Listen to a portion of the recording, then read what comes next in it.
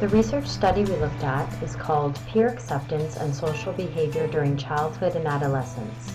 How important are appearance, athleticism, and academic competence?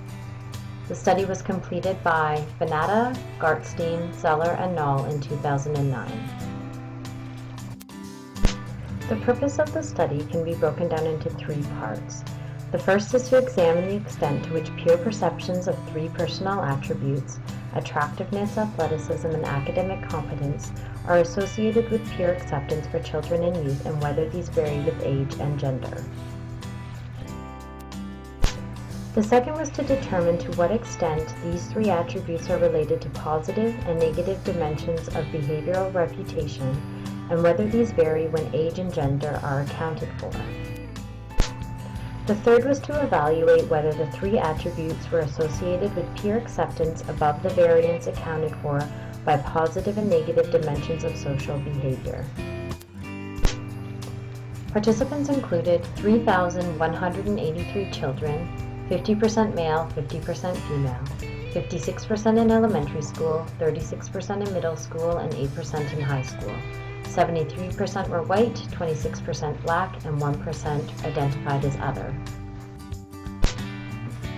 Results included peer perceptions of appearance, athletic ability, and academic competence all had a moderate to strong correlation with peer ratings of social acceptance.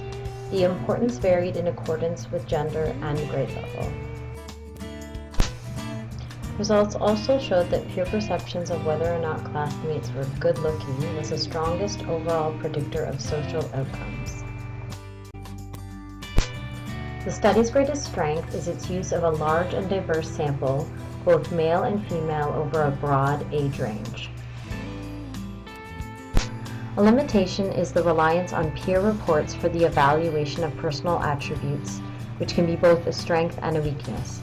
But information from independent sources would strengthen the design. Another limitation is that different child attributes may be valued or responded to differently in urban versus suburban or rural settings, or in affluent versus impoverished schools. Going forward, the study suggests that we broaden theories of social development to consider the effects of these attributes on peer relationships.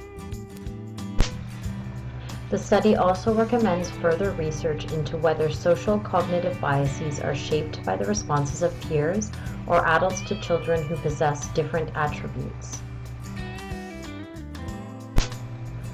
It also recommends that efforts could be made to improve attributes and competencies or to teach children to cope with these responses of peers to these attributes. The question then becomes, how do we relate this to our own teaching? Critical reflection is one way to do this.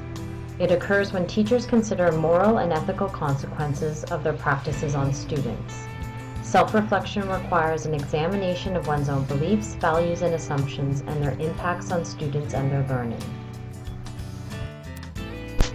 We must remember that how children are treated by others may impact their behavior and results in the classroom. As adults, we may be influenced by the physical appearance, academic performance, and athleticism of the children that we work with. Therefore, we must be mindful of how this affects our teaching.